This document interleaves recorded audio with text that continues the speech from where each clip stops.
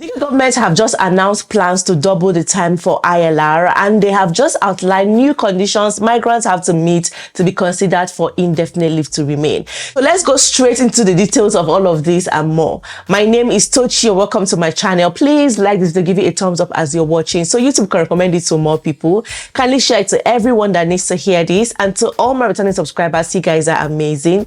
You're welcome back to this video. If you're yet to subscribe, please subscribe now. Thank you. So guys, Home Secretary Shabana Mahmood says migrants must earn the right to live in the UK as she sets out a tougher migration policy at the Labour Party conference. She outlines changes to the indefinite leave to remain status, including doubling the qualifying period to 10 years and new conditions such as learning English to a high standard and having a clean criminal record. So what are these conditions that she has just outlined? Let's see. The Home Secretary confirms that the threshold to get indefinite leave to remain will rise from 5 years to 10 years, adding that the government will be consulting on this very soon. Now, we already know that, like everything that has been going on with the increase in the time for ILR from 5 years to 10 years, how it was announced, okay, it was published in the white paper earlier, which led to the petition that was signed by skilled workers in the UK for the government to leave out those already in the UK, right? If they want to make it, it should be like a new law for those that are yet to come into the UK. Following the debate that was held after the petition, the government said that consultation was ongoing and that we're going to hear from them soon, okay, to know the final decision, because they haven't made any decision regarding that yet. But recently speaking now, the new Home Secretary have said that they are doubling the time for ILR. That's how she said it. We're doubling the time for ILR. That was like a confirmation of everything that's been going on. Yes, they are saying that they're going to double it, but we don't know the details yet, if it's going to affect those already in the UK or just those that are yet to come, you know, those that are going to make new applications, right?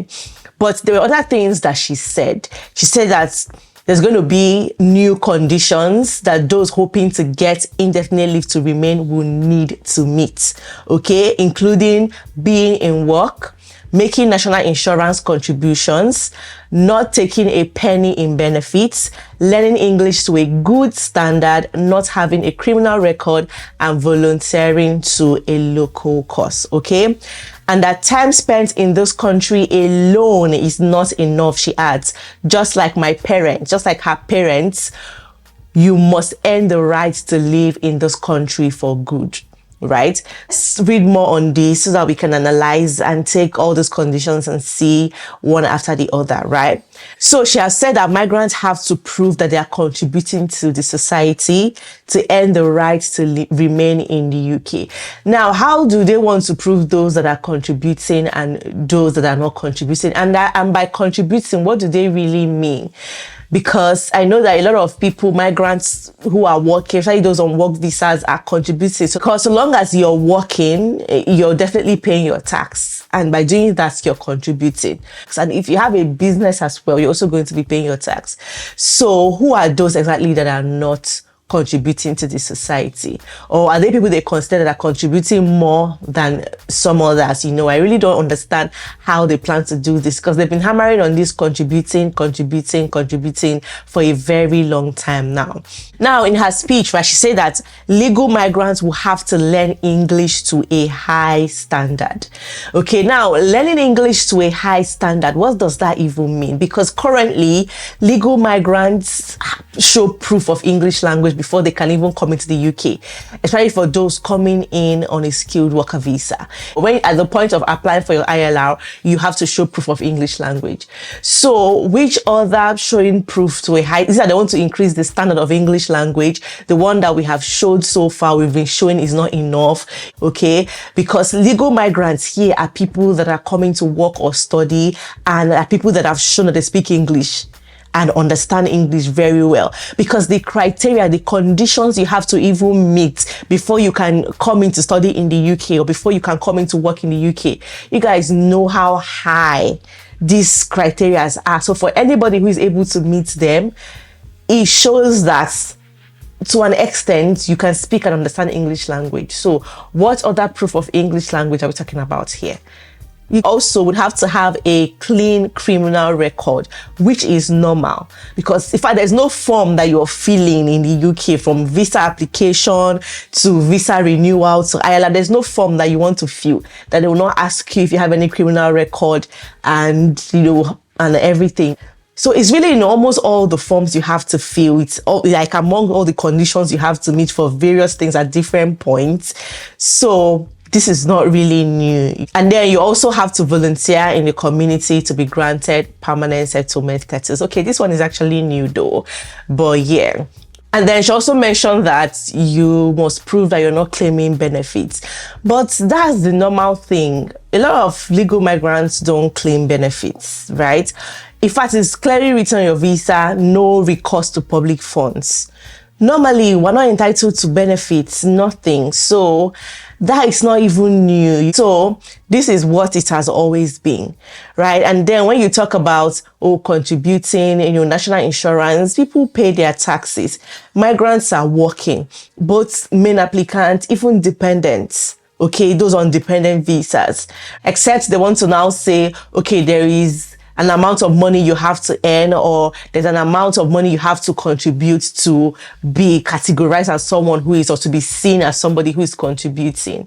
It's quite understandable that some people on dependent visas are not really doing so much because of childcare, and we all know how expensive childcare is, so a lot of people would have to reduce their hours just so that they can take care of their children and everything, so they might not earn as much, but a lot of people are still working despite all of that. Some people take shifts. Main applicant works during the day, dependent works at night, or dependent works during the day, main applicant works at night, just so that the both parties can work. And the way the society is even designed, it's not designed, it doesn't favor one person only working. The two parties have to work no matter what. So all of these rules are already there. It's already too tight for us, too strict, but we still find a way to work and contribute to the society. But yes, we keep hearing all of these things every single time. Some people are doing business, some people are working. A lot of legal migrants are working. You say that you must show that you are working and you are contributing, but a lot of people are already doing that. One that is really new to me is the one of showing or volunteering in your local community and all of that. That one is a new condition, right? So yeah, now you guys know, we all know one of the new conditions you have to meet to be qualified for indefinite leave to remain. So she has said that the time spent here alone is not enough, and that just like her parents, you have to earn the right to live here.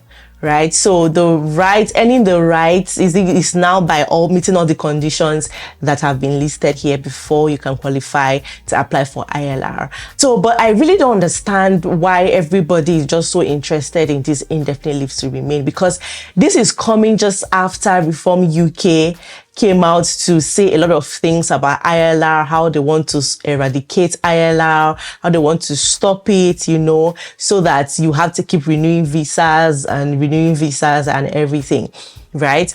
And also remember the time when Conservative Party leader also came out to talk about ILR, how they want to increase the time for ILR to 10 years and then time for British citizenship to 15 years and everything. We saw that after they came out to say all those proposals, all they plan to do when they come into office or when they're elected into office, Labour Party also came up to act, because Labour Party is currently in government, right? They also came up to, do one or two changes, make some announcements and adjustments and everything.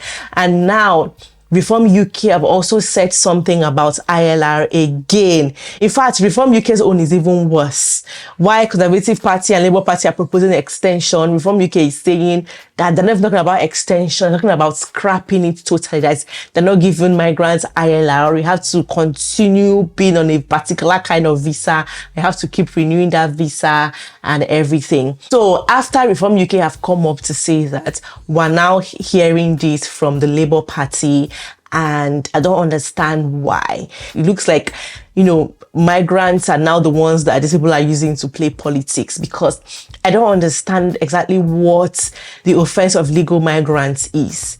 Right now, even with the 5 years rule, there's still conditions that people have to meet to qualify for ILR. But it's quite strange coming to say that you have to meet new conditions because there are already conditions that people have to meet. They are almost even the same with the one that you already listed, you know. So these are the issues, guys. I really want to hear what you guys think about this, because this thing is so tiring. A lot of people are being affected every single day with the constant changes of the rules. And they keep talking about the number of people that are due to get ILR in a few years' time and everything. And they forget to talk about the money these guys are going to spend. Guys, do you know how much ILR is right now for one person? It's over £3,000, and adults and children pay the same amount of money. I'm sure the next thing that will come up now is to increase the cost of ILR. Like, guys, that's the next thing we should expect, because obviously it's coming. If they're talking about ILR, we know that almost every year the price of ILR, the fee for ILR goes up, but it's looking like the fee for ILR is even going to go up sooner than we expect, with the way everybody is just putting eye on this ILR. Remember that with all these conditions that they are listing, when after the 10 years, if you still apply and don't meet the conditions, you will be denied. So like she said, living in the UK alone does not guarantee that you will get ILR. It doesn't. That's what she said. So ministers are keen for migrants to prove they have integrated in the UK if they want the settlement status. That includes meeting all the conditions that we have seen earlier. Labour says some foreign nationals could earn earlier settlement based on their contribution or skills. Yes, you know, they talked about earned settlement in the white paper, where they said that some people are likely going to still get ILR in 5 years, while some would have to wait for 10 years. And so this is for those who can prove that they are contributing to the society and to the economy. But the details of that have not really been released, so we're still waiting for all of those details. Now, Migration Observatory estimates there are about 4.5 million people who hold indefinite leave to remain, including roughly 430,000 non-EU citizens. I'm sure they spend so much money. They applied, they met all the conditions, all the strict conditions to get this ILR. It's not like it was handed to them like just like a gift. No, it was earned. I don't know what else is going on, but when I saw this, I just said I'm going to share with you guys so you guys will know what's going on, because it's good for all of us to stay updated, especially now that there's always constant changes in immigration rules. Like constant is changing almost every week. So we have to stay updated, because like I always say, if you are well informed, if you know what's going on, it will help you to make the right decisions, right? So yeah, guys, this is it. And trust me, whatever happens, whatever comes up in the coming weeks, coming months, you know, as the consultation is going on, when they make their decisions and they give us the details of all of this, trust me, I'm definitely going to let you know. So please, you need to subscribe to my channel, because I'm your girl. Please leave your comments in the comment section. Let's continue there. I want to hear what you guys think about all of this, okay? So thank you everyone for watching. I'll see you guys in my next video. Bye-bye.